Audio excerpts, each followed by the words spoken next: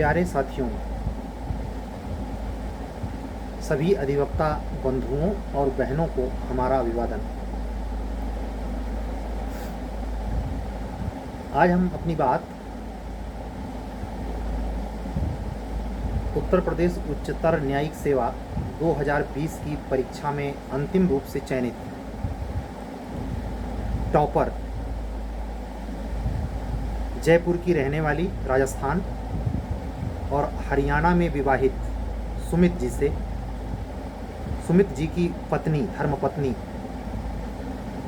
श्रीमती मंजुला भलोटिया के कृतित्व और भीतर के चरित्र के साथ साथ इस उच्चतर परीक्षा को सफलतम ढंग से भेद देने की रणनीति पर आधारित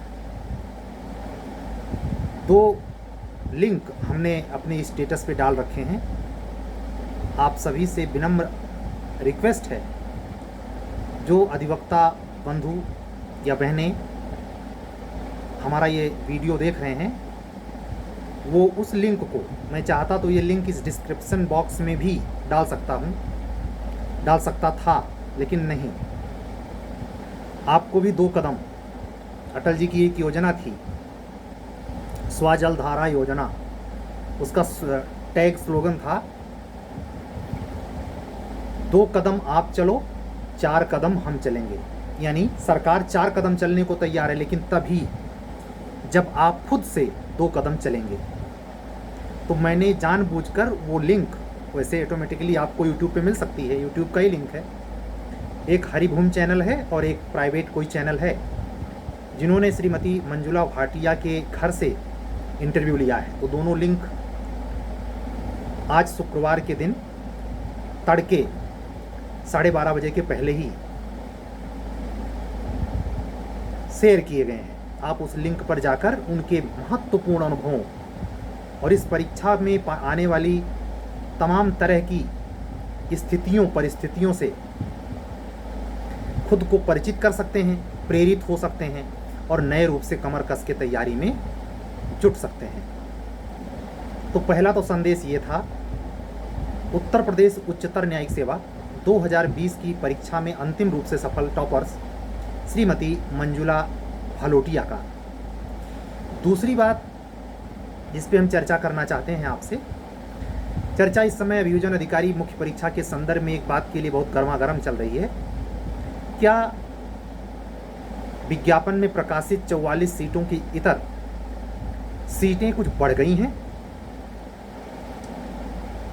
कुछ अफवाहें हर व्यक्ति के पास तक पहुंची हैं, कुछ ने कुछ नंबर को भी बताया है। चर्चा में 70 के ऊपर सीटों का होना या कुछ भी सीटों के बढ़ने की बात का होना खूब चर्चा को गरमाए हुए है। कितनी सच्चाई है, इसके संदर्भ में मैं आपसे 2 शब्द कहना चाहता हूँ। आप अपने मुख्य परीक्षा में जिस शिद्दत से लगे हैं, अपने परिस्थितियों, स्वास्थ्य और तमाम तरीके के समानांतर चीज़ों के बीच, जो हर प्रतियोगी हर प्रकार के कंपटीशन में 2-4 जिससे होता है, वहाँ इस बात की अनिश्चितता और सुनिश्चितता सिर्फ एक ही चीज़ तय कर सकती है। वो सरकार के विज्ञापन से भी तय नहीं होती, वो सरकार के बीच में जारी की गई अधिसूचना से भी तय नहीं होती, या जो संस्था या जो नियामक संस्था इस परीक्षा को आयोजित कर रही है उसके बीच में किसी दिशा निर्देश आने के संदेशे से भी आप निश्चिंत नहीं हो सकते। इस सीट वृद्धि के बारे में अंदाजा, अनुमान, आकलन एक जगह आके ठहर जाता है। एक शाश्वत भर्ती प्रक्रिया का एक रूल है कि प्रारंभिक परीक्षा या जिस भर्ती के संदर्भ में परीक्षाएं आयोजित हो रही हैं, जो श्रेणी से युक्त हैं, यानी प्रारंभिक भी होनी है, मुख्य भी होनी है और साक्षात्कार भी होना है, तो उसमें सीट के बढ़ने घटने की बात जो विज्ञापन में छपी रहती है, उसमें कमीशन की तरफ से लिखा होता है कि सीटों की संख्या घट बढ़ सकती है। मतलब आप ये भी समझें, बढ़ सकती है तो घट भी सकती है, ये भी स्वायत्तता वो कमीशन लिए हुए है। लेकिन ये कैसे ही जबकि आप जानते हैं, सर्वविदित है कि पहले नंबर पर प्री होगा, फिर कुछ महीने के अंतराल बाद मेंस होगा, फिर कुछ महीने के अंतराल बाद साक्षात्कार होगा, फिर ज्वाइनिंग होगी। तो लगभग नियर अबाउट 1 साल से सवा साल परीक्षा की प्रक्रिया को पूरा करने में लग जाता है। प्रारंभिक परीक्षा का फॉर्म अप्लाई करने से लेके, या ऐसे कहें प्रारंभिक परीक्षा का विज्ञापन आने से पहले ज्वाइनिंग तक 1 साल से सवा साल लग जाता है। तो उस सवा साल में ये कैसे तय हो पाएगा कि कितनी सीटें कब बढ़ी कब घटी? मतलब इस जानकारी का क्या आधार है, क्या मानक आधार है, कैसे तय करें? आपको बताऊं, उसी स्लोगन में एक पर्टिकुलरली नियमावली में प्रावधान है कि किसी भी भर्ती प्रयोजन के लिए जो सीट संख्या विज्ञापन में अधिसूचित की गई है, उस अधिसूचना में रद्दोबदल होने के आखिरी चांस जानते हैं कब होते हैं? जिस दिन आपका प्रारंभिक परीक्षा का परिणाम उद्घोषित कर दिया जाएगा, उसके बाद उसमें कोई बदलाव नहीं होगा। ऐसा कैसे है? कैसे ये प्रमाणिक है? ये बातें मेरे कह देने से थोड़े सही हो जाएंगे। मैं कोई चीफ मिनिस्टर या कोई विशेष पावर का व्यक्ति विशेषाधिकार तो रखता नहीं कि मैं बोल रहा हूं तो बस यही सच है। मैं प्रमाणित करता हूं कैसे। आप ध्यान दें, जब प्रारंभिक परीक्षा के रूल्स आप पढ़ते हैं विज्ञापन में, तो लिखा होता है कि हम उतने लोगों को क्वालिफाई कराएंगे जो सीट के संख्या से 15 गुने होंगे। अब आप जरा सोचें, आप प्रारंभिक परीक्षा का रिजल्ट आउट हो जाए, उसके बाद आप अगर इसी चीज को परिवर्तन करते हैं, मान लीजिए संख्या बढ़ा देते हैं, तो जितना लोगों को आपने क्वालिफाई किया है उससे ज़्यादा लोगों को क्वालिफाई होना चाहिए फिर। और अगर घटा देते हैं तो जितने लोगों को प्रारंभिक परीक्षा में उस नियामक कमीशन आयोग संस्था ने परीक्षार्थियों को उत्तीर्ण किया है, उससे कम संख्या होनी चाहिए। यानी आप देखें तो अगर सिविल मैटर से देखें तो ये रेस जुडिकेटा का भी मैटर बनता है और स्टॉपल का बनता है, एविडेंस एक्ट 115। तो कमीशन विधिता यह बाध्य हो जाता है। आप दोनों बातों को समझें, रेस जुडिकेटा भी समझें और इसको भी समझें। खास करके स्टॉपल है ये, स्टॉपल के पॉइंट से समझें कैसे ये बाध्य हो गए, थ्योरी कैसे लग रही है। जब एक बार कमीशन कह दिया कि हम प्रारंभिक परीक्षा में सीट संख्या से 15 गुना क्वालिफाई कराएंगे, तो प्रारंभिक परीक्षा का परिणाम जैसे ही वेबसाइट पे झलका, अब सीट संख्या में कोई रद्दोबदल नहीं होगा। प्रमाणित हो गया? सहमत हुए आप सब? बस यही मुझे 2 मिनट आपसे बात करनी थी। इसके बारे में क्यों अन्यमनस्कता, क्यों परेशानी, क्यों तत्परता, क्यों उधेड़-बुन, क्यों किसी के कहने में आ जाना, किसी अफवाह में पड़ जाना, क्यों अपना समय जाया करना? भाई रिजल्ट आएगा, हमारे सामने होगा, हम ही नहीं पूरी दुनिया देखेगी। जो जानते हैं वो भी, जो परीक्षा दे रहे हैं वो भी। और एक चीज और जानते हैं आप अपने मित्रवतों में, मित्र श्रेणियों में आप देखेंगे कि आपके सेक्टर की वो तैयारी नहीं करता, लेकिन आपसे परिचित है, आपको जानता है कि न्यायिक सेवा में आप लगे हैं, आप अभियोजन अधिकारी की तैयारी, आप जूनियर डिवीजन में मजिस्ट्रेट की तैयारी, या हायर डिवीजन में उच्चतर न्यायिक सेवा की तैयारी आदि आदि कर रहे हैं। खास करके वो व्यक्ति जो आपके कोर एरिया से अटैच नहीं, लेकिन आपका एन केन अन्य कारणों से मित्र है।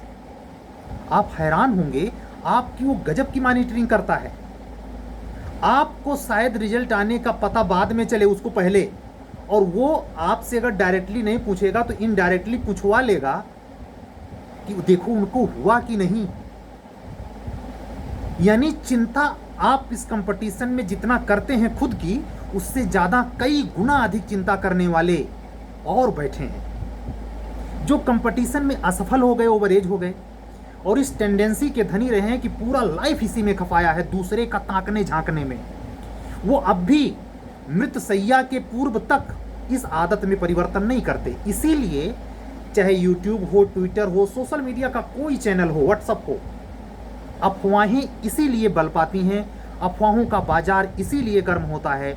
ये संख्या 1-2 नहीं है। आप तैयारी करने वाले खुद तो अकेले हैं, लेकिन आपकी परवाह करने वालों की सीमा नहीं है। आप गेस नहीं कर सकते जितने मित्र हैं या जो मेरी बहनें हमको सुन रही हैं, उन बहनों की कितनी सहेलियां हैं और कैसे कैसे किस नेचर की हैं, खबर रखती हैं। उनको बड़ी हेडेक, अपने से ज्यादा आपकी चिंता। और मानवीय प्रकृति हो गई है ऐसा, वो अपने बारे में बहुत कम विचार करता है। शायद इसी का उल्टा कर ले तो उसका जीवन सुधर जाए। तो हम बात कर रहे थे कि सीटों की वृद्धि का आधार उसका उस सीमा की, उस सीटों के वृद्धि के वजह की सीमा, लास्ट सीमा क्या है? तो प्रारंभिक परीक्षा का रिजल्ट आउट होने के बाद वो सीमा समाप्त हो जाती है। अब मैं इसको अर्थान्वित कर दूं, शब्दों को स्पष्ट कर दूं, भावार्थ इसका प्रकट कर दूं, तो कहने का अर्थ, अभिप्राय ये है कि जिस दिन आपका प्रारंभिक परीक्षा का रिजल्ट आए तो पहले दूसरे लाइन में कमीशन लिखता है कि इस प्रारंभिक परीक्षा में जो फला डेट को आयोजित थी उसके परिणाम में हमने इतने लोगों को प्रारंभिक परीक्षा में सफल किया है। उसी में आप 15 से डिवाइड कर दीजिएगा, जो आएगा वही आपकी सीट संख्या है। अब मुझे नहीं लगता कि इसमें अब कोई चीज बची है और जिसके लिए आप अब उत्सुक हों। सारा सब कुछ सिमट गया। हाँ, ये सीट संख्या के बढ़ने की खबर गर्म इसलिए है क्योंकि सीट लिमिटेड है। तो ज़्यादातर बच्चे इस बात से आशान्वित हैं, होने भी चाहिए, कि अगर सीट संख्या बढ़ गई तो प्रारंभिक परीक्षा में कुछ ज़्यादा लगे उत्तीर्ण होंगे। जहाँ 650 से 650 के बीच में रिजल्ट आने की उम्मीद है, वहाँ अगर सीट बढ़ गया तो हज़ारों के ऊपर लड़के क्वालिफाई होंगे, बिल्कुल होंगे। तो उनका उत्सुक होना और उनके उत्सुक होने की वजह से इस बाजार का, इस बात का गर्म हो जाना स्वाभाविक है। तो उनके संदर्भ में भी मैं ये कहना चाहूँगा कि भगवान करे ऐसा कुछ घटे और आपके पक्ष में, जहाँ आप बॉर्डर लाइन पे आप सेफ जोन में आ जाएं। इसी शुभकामना के साथ मैं अपनी बात को आगे बढ़ाऊं और आपका ध्यान खींचता हूं अपने टेस्ट सीरीज की प्रक्रिया पर। हम आपको इस बधाई संदेश के साथ अब सूचित करना चाहते हैं कि हमारा प्रथम चरण सीरीज का, टेस्ट सीरीज का प्रथम चरण पूरा हो चुका है। कल द्वितीय चरण का पहला टेस्ट है, हमने क्लियर कर दिया है। पहले चैप्टर से 15 चैप्टर तक सीआरपीसी, 17 सेक्शन से 34 सेक्शन तक पुलिस एक्ट, और पहले सेक्शन से 10 चैप्टर तक, सॉरी, पहले चैप्टर से 10 चैप्टर तक, 15 चैप्टर तक, सॉरी, पुलिस रेगुलेशन का टेस्ट है 3 घंटे में। आपकी तैयारी पिछले 2.5 दिन से चल रही है, आधा दिन और बचा है। हम रात के लगभग 1 बजे ये वीडियो रिकॉर्ड कर रहे हैं। आप तक ये पहुंचेगा सुबह, और आप इससे तैयार हो जाएं, क्योंकि जब तक आप इसको देखेंगे भोर हो चुकी होगी। अगर बाई द वे मेरा ये वीडियो आप 10 बजे के पहले देख रहे हैं, तब भी आपको शाम के 7 बजे तक कम से कम 10 घंटे का समय है, जिसमें केवल पढ़ेंगे ही नहीं, 3 घंटे में जो चीज़ें आपने पढ़ी हैं उसको दोहराया, तो आप 3 घंटे का टेस्ट ऐसे वातावरण में देंगे कि जिससे आपको इस पहले क्रिमिनल लॉ के पेपर में फर्स्ट क्लास नंबर जरूर मिले। हमारी बहुत सारी शुभकामनाएं अपने उन अधिवक्ता बंधुओं और बहनों के प्रति हैं जो इस रिजल्ट को, जो इस टेस्ट सीरीज को गंभीरता से लेकर अपने आप का मूल्यांकन कर रहे हैं। हमारा कोई परीक्षण नहीं है। ज्ञान आपका, अभिदर्शना आपकी, लोलुपता आपकी, जिज्ञासा आपकी, पद आपके लिए, पुनर्नवीनीकरण आपका, आपका संतुलन, आपका संयम, आपका ओज तेज, सब आपका। सिर्फ मैं निमित्त मात्र। भगवान गीता में कहते हैं, ऐ अर्जुन, तू धनुष पे प्रत्यंचा चढ़ा, ये मत सोच कि सामने गुरु द्रोण और भीष्म पितामह खड़े हैं। तू अपना कार्य कर, तू निमित्त मात्र बन जा और पृथ्वी का राज्य भोग। क्यों? धर्म की रक्षा के लिए। आप क्यों? अपने कर्तव्य पथ पर अपने आप को साबित करने के लिए। ये भी धर्म कृत्य है। जिन माँ बाप की नज़र में, जिस बहन के नज़र में, हो सकता है किसी के माँ बाप ना हो, उनकी बहनें, उनका भाई या उनका कोई भी ऐसा गार्जियन जो उनको प्रोटेक्ट कर रहा है, और अगर कोई नहीं कर रहा तो परमात्मा तो कर रहा। अन्यथा आपके श्वास कैसे चलती, आप एग्जाम कैसे देते, आप बोल कैसे सकते? तो उस परमात्मा के प्रति, अपने उन सन्निकट लोगों के प्रति जो आपको इस भीषण कंपटीशन में आपका पीछे से सपोर्ट कर रहे हैं, सबकी आपके प्रति बहुत अनूठी और अंदर के भावों से लबरेज लदी हुई क्या है, अपेक्षाएं हैं। उस अपेक्षाओं पर 24 कैरेट गोल्ड की तरह खरा उतरना आपका पुनीत कर्तव्य ही नहीं, धर्म है। धर्म, यही आपका धर्म है। वो भगवाधारी अगर आप हिंदू कम्युनिटी से हैं वो लहराना नहीं, या आप दूसरे कम्युनिटी से मोहम्मडन हैं तो ग्रीन सदके पढ़ना नहीं। इस समय जब आपसे लोग अपेक्षाएं कर रहे हैं, आपसे जुड़े लोग, परमात्मा आपसे अपेक्षा कर रहा है कि आप अपने कर्तव्य पथ को साबित करें और आप जन सुधार के लिए, जन के न्याय के लिए, आम जन के न्याय के लिए एक नैतिक, एक नैष्ठिक और एक ऐसे उत्तम ईमानदारी के गुण से भरे हुए व्यक्ति के तौर पर न्यायिक सेवा में आएं जिससे न्याय से वंचित लोगों की आत्मा गुलजार हो सके। आपको पता है ना, हमको बताने की जरूरत नहीं है, इस पूरे सृष्टि में चाहे वो यूएसए हो, चाहे इंडिया, चाहे वो स्कैंडिनेवियन राष्ट्र हो, चाहे ऑस्ट्रेलिया, चाहे वो मध्य एशिया हो, चाहे पूर्वी एशिया, चाहे वो इटली हो, चाहे हो जापान, मतलब पूरे अक्खा वर्ल्ड में एक ही चीज की मान्यता है, या तो भगवान ऊपर है, या तो वो जज के तौर पे मौजूद है, या डॉक्टर के तौर पे मौजूद है। मैं पूर्व के वीडियो में इस बात का एक शुरुआती बहुत प्रारंभिक, जब मैंने इसे हंसी हंसी में मैंने यूट्यूब चैनल अपना बनाया तो उसमें इस बात का उल्लेख किया हूँ। पहले ही वीडियो मुझे याद आ रहा कि ये जो जज की पोस्ट है, ये न्यायिक सेवा की पोस्ट, ये गरिमामयी पोस्ट जिसको आप अपने कृतित्व से, अपने चरित्र से बहुत इसकी गरिमा को ऊंचा उठा सकते हैं और आप अपने कृत्य से इसकी गरिमा को गिरा भी सकते हैं। जानते हैं आम जनमानस में इसके प्रति क्या भावना है? जज साहब नहीं, माय लॉर्ड बोला जाता, भगवान, मेरे भगवान, ये शब्द अनायास नहीं गढ़े गए हैं। आज भी वो सुचिता, वो झलक देखने को मिल जाती है, लेकिन कभी कभी, हमेशा नहीं, क्योंकि विसंगति हर क्षेत्र में है। हम ऐसा नहीं कह सकते धर्म क्षेत्र में जिस तरीके की मानक सीमाएं हैं उसका अक्षर से अनुपालन ही हो रहा है। मैं स्वीकार करता हूँ, उसी न्यायिक फील्ड में पिछले 16 साल से रहते हुए मुझे ये अनुभव हुआ है, लेकिन ये मौका विसंगति पर चर्चा करना नहीं, नकारात्मक अवधारणाओं को उत्तेजित करना नहीं, बल्कि आपको सकारात्मकताओं से पुष्ट करना, क्योंकि आप मुख्य परीक्षा के एक ऐसे वातावरण में जी रहे हैं, हर पल सांस ले रहे हैं। जो भी 2 घंटा से 8 घंटा 6 घंटा आप पढ़ते हैं उसको अभिसिंचित करना है। उस अभिसिंचित करने के लिए परमात्मा ने एक छोटा सा माध्यम बनाया है, मेरे अंदर जिज्ञासा प्रकट कर दी है, लोगों से जोड़ा है। मुझे ऐसा लगता है ये सारी बातें उसी के द्वारा निकाली जा रही हैं। मेरी क्या हैसियत है? आप इस अवसर का लाभ पाएं और न्याय में ये जो जज का पद है ये भगवान शंकर की श्रेणी है, और डॉक्टर भी भगवान का दर्जा पाता है, लेकिन वो भगवान विष्णु की श्रेणी है। थोड़ा सा विवेचित कर दूं, इंटरेस्टिंग, आपको अच्छा लगेगा। कैसे? भगवान शंकर के बारे में मान्यता है, मान्यता नहीं, ये अशाश्वत सच है। मान्यता कहने में उसमें रूढ़ी का वो आता है, उसमें एक परंपरा का ऐसा वो आता है जो केवल लोक मान्यता है, नहीं, ये शाश्वत सच है जो मैं भगवान शंकर के बारे में अब बोलने जा रहा हूं। आप जानते हैं, आप किसी भी कम्युनिटी से हों, आप कैसे भी कास्ट से हों, किससे हो, इससे फर्क नहीं पड़ता, लेकिन आपको ये पता होगा कि जो गलत करता है, जो दुराचार करता है, जो पाप करता है, उसको दंड देता है परमात्मा। और ये दंड देने का कार्यभार किसके हाथ में है? भगवान शंकर के हाथ में है। कहते हैं ना कि त्रिशूल चल गया। भगवान विष्णु ने अपने 10 अवतार में किसका काम हल किया है? कई बार शंकर जी का भी काम हल किया है। आप आश्चर्य मानेंगे, पूरा महाभारत का कार्यभार, पूरा जिम्मा किसने उठाया? रामा अवतार में भगवान राम का आप जानते हैं, कृष्णा अवतार में कृष्ण का जानते हैं।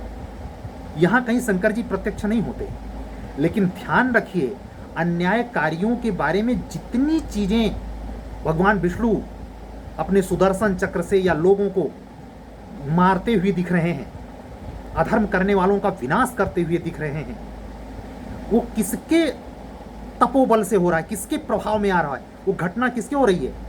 भगवान शंकर। यानी गलत करने पर मृत्यु दंड देने का पावर, किसी की भी डेथ को अंतिम रूप से एग्जीक्यूट करने की पावर भगवान शंकर को है। भगवान विष्णु पोषक देवता हैं, दंडित करने वाले नहीं। उनको क्या गया? सृष्टि का पालनहारा। और भगवान शंकर को क्या कहा गया? सृष्टि का संहार करता, विनाश करता। और जब बख्शीश देते हैं तो भोलेनाथ कहे गए हैं, क्रूरनाथ नहीं है भगवान शंकर। भोलेनाथ मतलब ये भी नहीं सोचना कि ये जो तपस्या कर रहा है मेरा ही नुकसान करेगा। याद करिए भस्मासुर, रावण को देखिए, पूरा वो जो लंका सोने की बनी थी वो पार्वती जी के लिए कुबेर ने बनाई थी, मांग लिया, उपरहित था भगवान शंकर का, रावण चालाकी से दे दिए।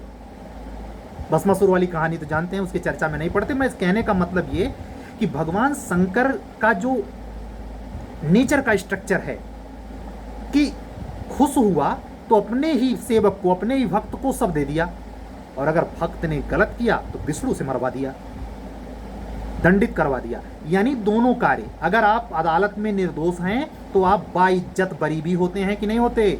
होते हैं। और अगर गलत किया तो फांसी तक भी लटकते हैं। यानी भगवान शंकर का जीता ज्यादा एक छोटा सा, उनके बराबर की तो बात की ही नहीं जा सकती।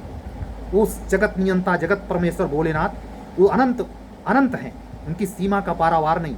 लेकिन एक छोटी सी अभिनय की जो दृष्टांत छवि मिलती है, चाहे विश्व का कोई छोर हो, वो जहां भी न्यायाधीश बैठा है वो न्यायाधीश भगवान शंकर के रूप का प्रतिबिंबन है। जैसे चांद सूरज आसमान में दिखाई देते हैं तो आप एक भगोने में पानी रख दें, एक टब में रख दें, लोटे में रख दें, और सब में देखें, सब में चांद सूरज दिखाएगा। किसी में चांद कम या किसी में चांद ज़्यादा, या किसी में सूरज कम या किसी में सूरज ज़्यादा नहीं दिखेगा। ऐसे वो भगवान शंकर का ये छोटा छोटा, कितने जज हैं, कितने देश हैं, कितने राष्ट्र हैं, हर जगह ये प्रणाली है, न्याय प्रणाली।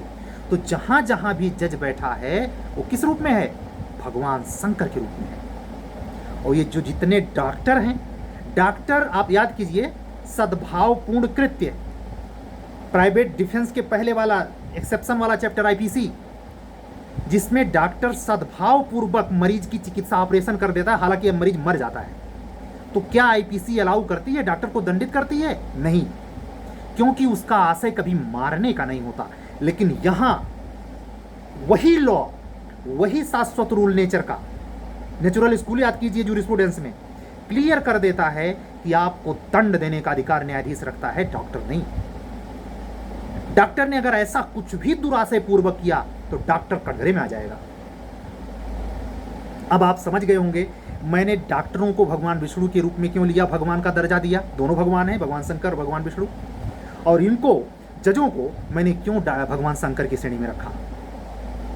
इस मौलिकता का मजा लें, अपने को उत्साहित करें, तरोताजा करें। एपीओ आज तैयारी कर रहे हैं, मेहनत करें, भगवान आपको एचजेएस की श्रेणी में ले जाए।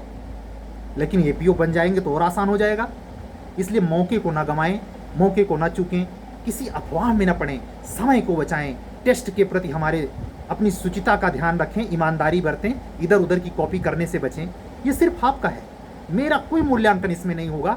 हाँ, ये मैं स्वीकार करता हूँ कि आप मेरे द्वारा मार्गदर्शन अगर प्राप्त कर रहे हैं तो अगर ईमानदारी नहीं बरतेंगे तो दुनिया में आप ढिढोरा पीटें, एक सिरे से आप निकल पड़े हमारे खिलाफ, तो भी आप अपनी आत्मा को जलील नहीं कर पाएंगे। क्यों? अगर आप फ्रॉड अपने साथ कर रहे हैं तो चिंता भी मुंह से बोलें, मैं बिल्कुल ही छूट देता हूँ, मुझे इसकी चिंता नहीं, आप मेरी बदनामी कर देंगे। लेकिन इस बात के लिए आप हमेशा सावधान रहें, आपकी आत्मा आपको कोसेगी कि वाकई में सर ने तो बहुत कहा था लेकिन हमने चालाकी कर दी थी, हम परिस्थिति का रोना रो रहे थे, हम तमाम आद याद चीजों में फंसे थे। ये जो आवाज आपको कम्युनिकेट करने के लिए परमात्मा निकलवा रहा है और आप अपने कान के माध्यम से मुझे लाइव देखते हुए सुन रहे हैं, दोनों में भगवत कृपा है। ये जो ध्वनि के रूप में प्रकट हो रहा है और जो ध्वनि आप सुनने की क्षमता के साथ सुन रहे हैं, वो सुनने की क्षमता भी परमात्मा ही है। इस भाव के साथ अपने को एक्स्ट्रा नेचुरल, प्योर, विशुद्ध एनर्जी के बीच में रखते हुए, भोर का समय स्मृति में रखते हुए चीजों को याद रखें। इस समय लगभग 25 मिनट का ये वीडियो कंप्लीट हो चुका है। आप जानते हैं कि जब बातें रो में चलने लगती हैं तो मैं ध्यान भी नहीं देता, और आपके भी उस धीरज की मैं परीक्षा नहीं कर सकता जो आज की नई पीढ़ी में सुमार है कि वो ज़्यादा देर कहीं टिकते नहीं। इसलिए आप देखें 2 मिनट 5 मिनट के वीडियो इफरात मिलेंगे आपको, लेकिन आप ये भी जानते हैं जिस क्षेत्र में आप हैं, चाहे आप अभियोजन अधिकारी बनना चाह रहे हों, चाहे लीगल एडवाइज़र बनना चाह रहे हों, चाहे कोई अटॉर्नी, रीडर, प्लीडर अथवा अधिवक्ता या न्यायमूर्ति या अपर जिला जज या जूनियर डिवीज़न में सिविल जज बनना चाहते हैं, इन सारी श्रेणियों में गजब का पेशेंस और गजब का पेशेंस की लिमिट होनी चाहिए। मतलब कुर्सी पर बैठने की अद्भुत क्षमता। आप पीसीएस के उप जिलाधिकारी नहीं हैं या आईएएस के डिस्ट्रिक्ट मजिस्ट्रेट साहब नहीं हैं कि आपको फील्ड में जाकर के पड़ताल करनी है। आपका ऑर्डर करते ही 10 पुलिस वाले दौड़ेंगे। आपको एग्जीक्यूट करने फील्ड में नहीं जाना है। इसीलिए वो स्ट्रक्चर ही बनाया गया है कि अगर आप बैठने का पेशेंस नहीं रख सकते, आप लंबा सुन नहीं सकते, तो इस सेवा में ठहरे ही क्यों हैं भाई? कौन पकड़ रखा है? छोड़े, फील्ड बहुत है। प्रकृति अपने को सुकीर्ति में पहुंचाने के लिए अनगनत शाखाएं हैं। खिलाड़ी बनिए, राजनेता बनिए, कुछ बनिए, अपने अभिरुचि के हिसाब से कार्य कीजिए, जबरदस्ती का नहीं। मतलब वीडियो लंबा हो या छोटा, आपको परेशानी नहीं होनी चाहिए, बशर्ते अर्थपूर्ण हो, आपकी न्याय की गरिमा को सजाता हो, आपको ऊर्जा से भरता हो, आपको अतिरिक्त रूप से तैयार करता हो, जैसे ऐसा महसूस हो कि हम वो हो गए सुनने के बाद जो सुनने के पूर्व नहीं थे। हमें पूरी उम्मीद है आप हमारी बातों से सहमत होंगे। आप अपने विचारों को हमारे इस YouTube लिंक पर नीचे कमेंट में ज़रूर लिखें। आपको ऐसा ये जो बातें होती हैं इसका निहितार्थ कैसा लगता है? आप अगर हमको आज ही लाइव देख रहे हैं नए रूप से, हमारे चैनल को ज़रूर सब्सक्राइब करें। हमसे जुड़ने के लिए हमारे व्हाट्सअप नंबर 7705090393 पर हमसे कनेक्ट होकर के कांटेक्ट लेकर हमसे बात भी कर सकते हैं। बात करने के लिए मैं ही होऊंगा, वहाँ कोई सेक्रेटरी या सहायिका नहीं है, मैं ही आपसे कम्युनिकेट करूँगा। और अगर स्थिति में संतुलन रहा, सब बातें जची, तो हम लोग अलग अलग स्तरों पर अपने आप को कंटिन्यू करेंगे एज ए गाइडर। बात पूरी हुई। सारे प्रक्रम आज के वीडियो के, जैसे मैं एक बार याद दिला दूं, पहला प्रक्रम उत्तर प्रदेश उच्चतर न्यायिक सेवा की टाइप पर श्रीमती मंजुला फलोटिया जी के बारे में उल्लेख कि आप उनके बारे में मेरे लिंक कहाँ से लेंगे, कहाँ से पढ़ेंगे, कहाँ से देखेंगे। ज़रूर देखें, अवश्य देखें। 24 घंटे स्टेटस पे पड़ा रहता है और इस वीडियो का मायने सिर्फ इन संदर्भित बातों का सिर्फ 24 घंटे के लिए है।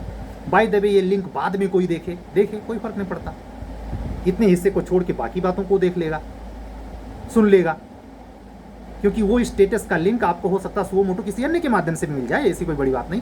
लेकिन मैं ये जिज्ञासा इसलिए ऐसा प्रकट कर रहा हूँ और लिंक को स्टेटस पे, व्हाट्सएप स्टेटस पे डालने का मतलब ये है कि बंदा वही देखेगा जो हमसे कनेक्ट होगा, यानी हमसे जो कम से कम व्हाट्सएप से कनेक्ट होगा। ठीक है, आप लोग अपना ख्याल रखिए, खासकर अपने स्वास्थ्य का। अपनी नींद भरपूर लीजिए, अध्ययन को कम से कम 6 घंटे जरूर रखिए। अपनी पढ़ाई में परिस्थितियों का कम से कम व्यवधान आए ऐसा संतुलन साधिए। बाकी विजयश्री कर्तव्य पे अडिग रहने वाले, जिद करने वाले को ही मिलती है, हताश होकर हार जाने वालों को कदापि नहीं। ठीक है, फिर मिलते हैं नेक्स्ट वीडियो में। सत्यमेव जयते।